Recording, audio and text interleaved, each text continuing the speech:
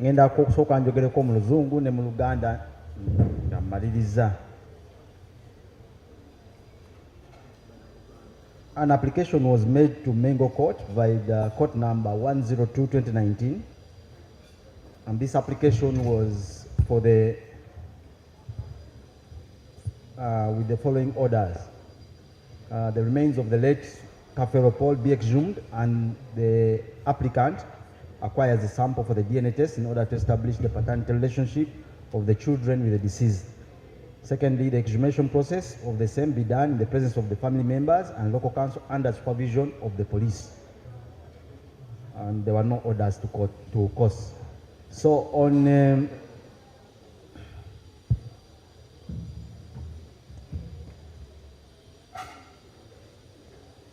there was an exhumation which was undertaken by the Police Health Services, headed by Dr. Moses Biaruhanga, Assistant Inspector General Police.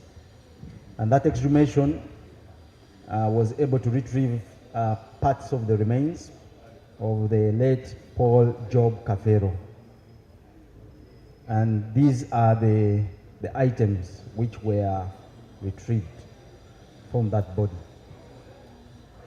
There was a right femur head,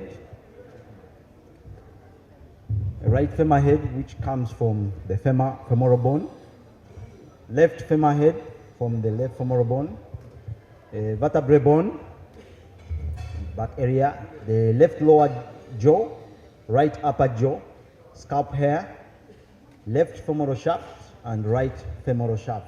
Those are the items which were retrieved from the deceased, and they were delivered to both the Government Analytical Laboratory and the Directorate of Forensic Services here at Naguru.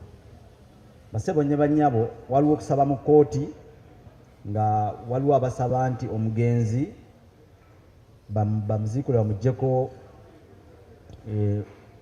ebitundu okugezaako okukebera endagabutonde n'abaana be, ng'era okuggyayo ebitundu by'omugenzi kwalina kubanga kukolebwa nga poliisi weeri nga ne banganda bonna weebali, era nga kyakolebwa Dr. Moses Biaruhanga, Assistant Inspector General Police, ne banne.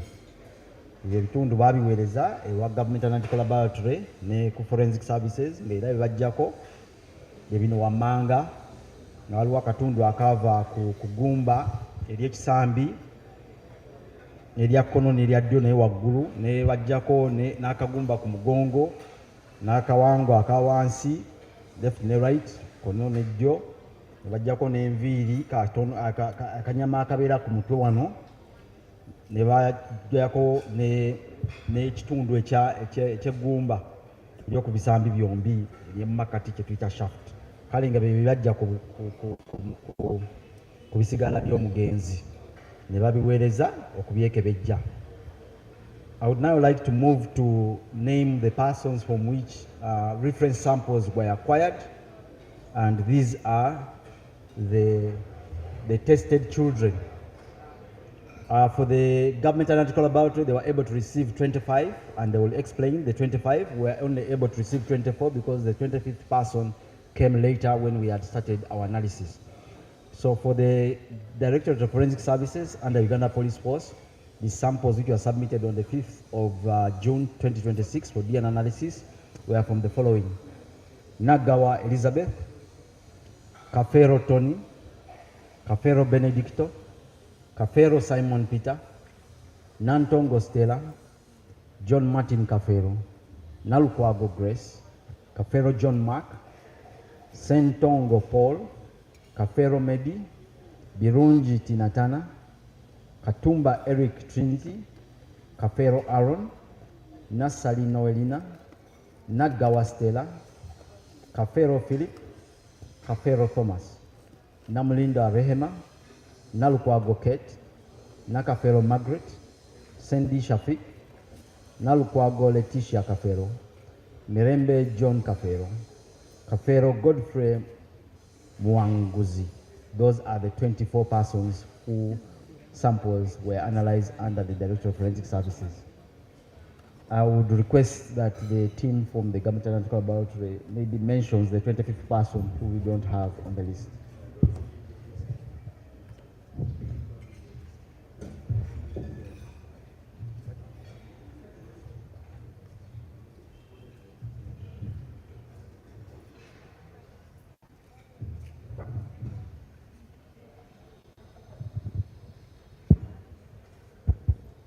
Good afternoon, everyone.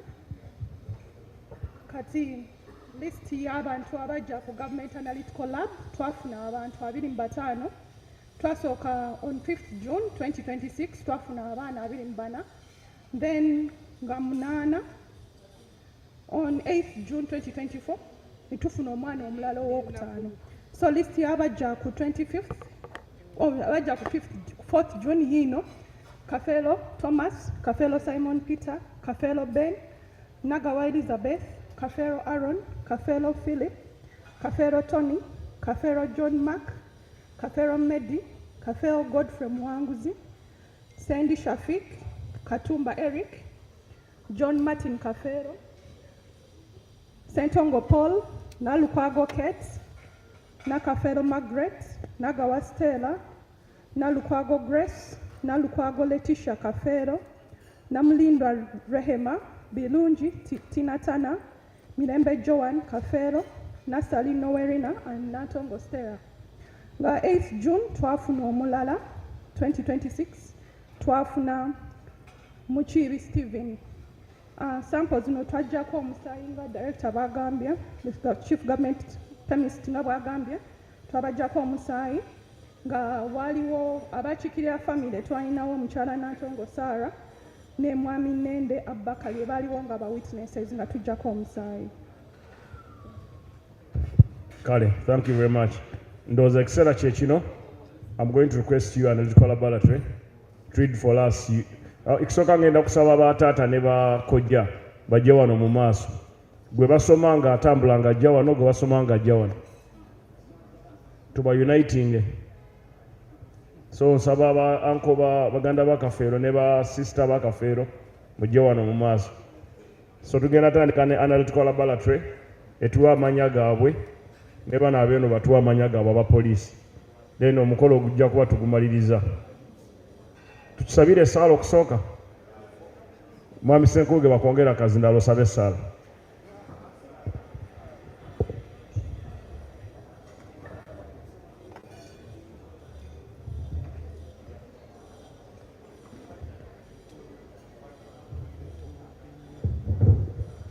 Ne basenga mbasaba bajje wano begatte ku babeere wano okurisivinga abaana baabwe.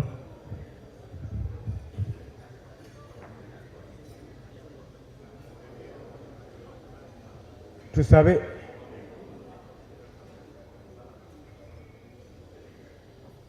Mukama Katonda w'ekisa ekingi gwe watuwa Paul Kafeero, gwe wamuwa omutima gwe wamuwa, gwe wamuwa ettutumu. Tuzze okugezaako okugonjoola ebibadde mu famire y'emyaka 19 naye gw'ogaba ekisa, gw'ogaba obukkakkamu, gw'ogaba obwetowaze, gw'ogaba amagezi. Tusaba amagezi okukkaanya mu nsonga eno, kino ekikoleddwa kibeere nga kinoga eddagala eri famire ya mukwano gwaffe, tuleme kuddamu kuwulira ndoliito zonna. Mukama Katonda w'ekisa ekingi, abaana bonna tubateeka mu mikono gyo, bagumye Mukama era bakkirize ebivudde mu DNA ate bireme kubaawula, bibagatte bugasi, bibawe enseko nakusanyuka nakutambulira wamu. Oli w'amaanyi Mukama, tukusaba nga tukukkiriza nti okikola ne ku luno ogenda kikola. Mu linnya lya Yesu Kristo Mukama waffe musabidde, amen. Kale, n'olw'ebigambo ebyo ekisooka njala kukakasa abo abaana abatebayiseemu nti gavumenti ejja kukolera wamu, tujja kukolera wamu nga gavumenti okubasapootinga, okubabudaabuda, n'abayiseemu tujja kukolera wamu nammwe. Mwetabe mu ntegeka za gavumenti ezisobola okubajja mu bwavu, kubanga tewali wa myaka 18 mwena muli babiri ogenda waggulu. Sooka nsabe poliisi batugambye babeera abaana 25, kovisi yange bajja 35 naye 10 ndowooza baaweta. Bo balaba nga tebijja kusoboka ne bakola ki? So abo bajjako omusaayi bali 25. Kansabe poliisi etubulire ku 25 baani abayiseemu badde wano. N'Analytical Laboratory naye tusomera abaayo badde wano. Sebo ne banyabo ngenda kusooka nsome listi ya poliisi n'owa Government Analytical Laboratory naye asome listi ye nga njagisoma mu lufuutifuuti. Abanayagala ripooti mujjukire minisita nga bwe yabagambye essaawa 9 kooti egenda kuba nga eyanjula the report abanagala copies banazifunire. There is strong genetic evidence for the proposition that Paul John Kafero is the biological father of the following persons. 1. Kafero Benedicto. Gwe bayita Kafero Benedicto ajje wano.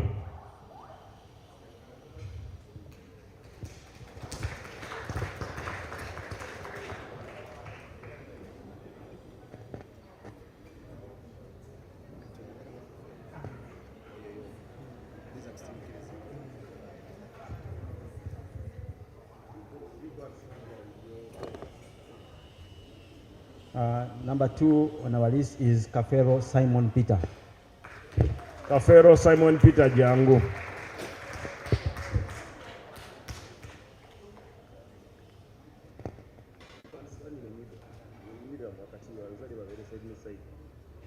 Number 3 on our list is Kafero Thomas.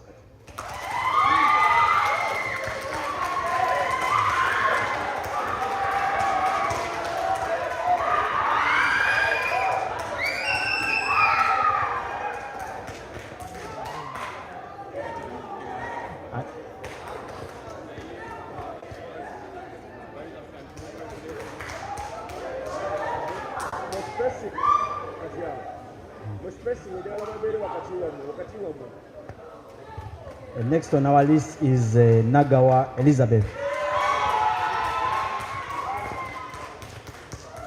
The government analytical laboratory will read what is on their list. From the government analytical laboratory, Omwala gwe bayita Nagawa Elizabeth aliwa? Naye ajje.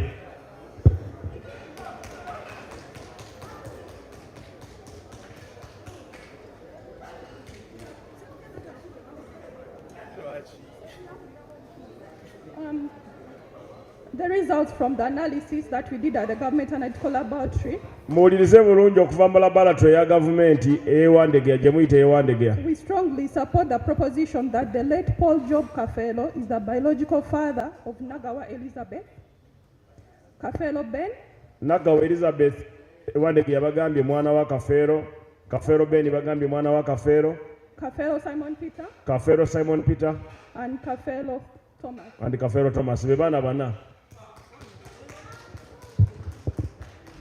So out of 25 tujemu bana